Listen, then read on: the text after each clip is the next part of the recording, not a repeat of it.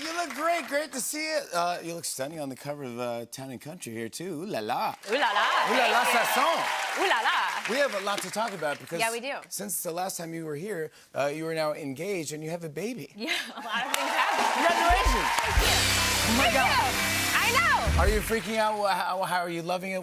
How's the baby? What if I was like, I'm like 50-50? Yeah. No, I'm completely obsessed with it. I love it. Everything's different. Yeah. Like, my Spotify is just like, oh, you just want various versions of Old MacDonald? That seems to be That was your what we're Spotify rap yeah, for the and year? my whole phone is like, oh, should we just become your baby monitor? Like, do you use anything else? Yeah. Yeah, it's everything now. I'm obsessed with him. How old? Just in love. He's like 14 months old. Oh my gosh. I know. I know. I said like to be cool about it because saying exactly 14 months old in 2 days isn't a cool. Oh my God. Yeah. And how are your parents? How are the grandparents? They are obsessed. They are completely enamored. And they're also they live the greatest. close to you, right? Very, very close. They stop by a lot. They do? Yeah. A lot. No, in a good way. Sorry. I realized, like, no, we didn't sense any sarcasm there. No. A lot. Of course. It's like they are wonderful. I'm really lucky. They're the best. You are being sarcastic. Am I? They're the best. Who knows? Who doesn't love a parent? I love when parents come by. I love an unannounced when they stop by. surprise me. Yeah, of course. But is your dad? He must be all over it. Oh yeah, he's so into it, and also like, so the biggest mystery. It's the first grandchild, and so the big question was like, what are the names? And so my parents were going for JJ and Bub. That was the goal. My dad was going to be Bub. But because my dad is a little bit of a ham, as you may know. Is he? Yeah, slightly. And making a baby laugh is like one of the greatest achievements one can have in the world. I agree. For some reason, every time he saw our baby, he would quote the great Jerry Lewis, who you know as well, and he'd say, "Hey, lady," but do you mind performing it the way Jerry Lewis? Hey, lady! Exactly. So, and like, there's no like logical reason. I love it. There's like a tiny baby who's like cute and cuddly and small and like just learning how to move and like blink and stuff. And my dad's walking into a quiet room and just going, "Hey, lady! Hey, lady! Exactly. Oh Okay. my gosh, So, that's fantastic. His whole life, every time he comes in, that's what he says. Cut to now. Guess what our son is calling my dad? Lady? Yes.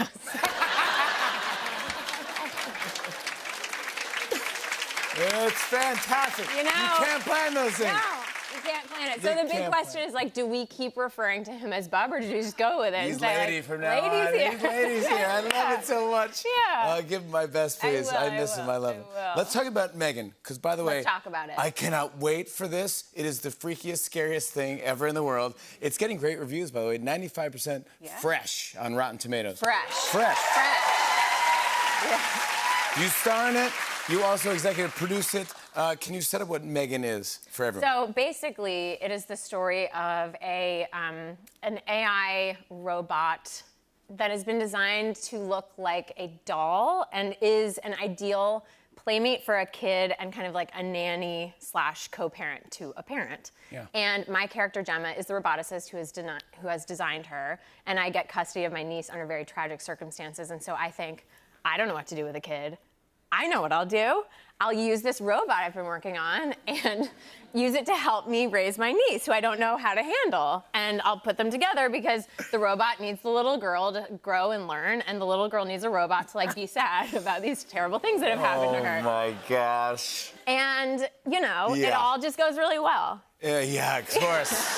Is that right? Yeah, everything's fine, and it's a 20-minute movie. And Jason Blum? Yeah, Jason Blum, James Wan. We've got some like horror royalty here. Do you work with them on Get Out? I worked with Jason Blum on Get Out, yeah. And so did he say, hey? Yeah, oh, thank you. Yeah, of course. Thank you. And was he like, hey, I have the next project for you? Yeah, he literally emailed me, and it was like a bat signal kind of an email. One of those things you can't really turn down, even though I didn't want to. He was like, we need you. And I was like, oh, God, okay. What am I? Yeah. What do you need, another like evil white girl? And he was like, I'm kind of sort of. I have a niche, what can I say? Yeah, he's a stereotype, yeah, of course. But yeah, so then I was like, I didn't know anything else about the script, so I just went into it knowing just that Jason thought I would do well in it, and so I started reading, and then I was hooked. It's just one of those things that is riveting. You don't know where it's going to go. I mean, once you meet the doll, you're like, I don't think I'm going to be rooting for this doll the whole time. But in this movie, you do root for her, and you're not expecting to. Like, she does some dastardly deeds, and you're still like cheering for her to do them, which is messed up. When did you first see the doll? I first saw the doll. I saw a bunch of digital renderings, but the first time I actually met the doll, she was doing a camera test. And which means that before you start filming to test the lenses and everything and wardrobe, you just go into an empty sound stage with a backdrop, kind of like over there. And she was just standing there like this, and people were like touching up her hair and stuff like that. And I just thought, this is gonna be the scariest experience of my life. What you just did was scary. Yeah, I mean, that and was... someone's just combing her hair, and then, so one of the versions of her, we achieved her in a bunch of different ways, but one of them was animatronic, and because she blinks, her eyes get stuck sometimes, so they have to, like, put... Listen, it's not... Who says my job is easy? No! You have to look, so there's someone putting a lubricant on her eyeball, and I'm like, I know she's not real. I know she's not real, but she is talking and blinking, and her face is moving. Yeah. And you're putting something on her eyeball, and it just looks weird. I want to show everyone what Megan the doll looks like. There's our girl. There she is. Cutie. Yeah, now, that was a real range of yeah, emotions. Yeah, it was a roller coaster. I want to show a clip. Here's Allison Williams in Megan. Take a look at this. I thought I heard something. It sounded like Megan. If she comes in this room, I'll rip your head right off your neck, I swear to God. I thought about what you said. About how when something's broken, you don't just throw it away. You fix it. So that's what I'm trying to do. But don't come in here, Katie. It's kind of a mess. Aunt Jem is right, Katie. I'm all odds and ends right now. I'd really rather you didn't see me like this. It sounds like you're fighting. We're not fighting! Gemma just dropped me on the table. But I'm okay. Clumsy Gemma.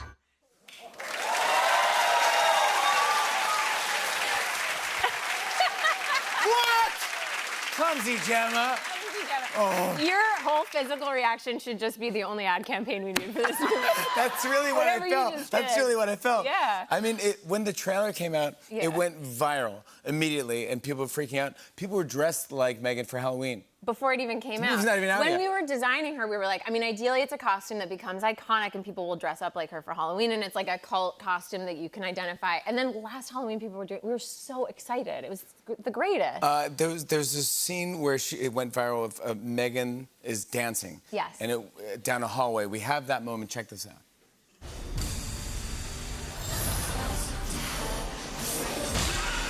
Yeah. So that went viral. People were posting their own versions. Yeah, they were setting it to different songs. They were doing their own versions of it. People were cartwheeling into things. It was the greatest. You guys saw that, right? Did everyone see that?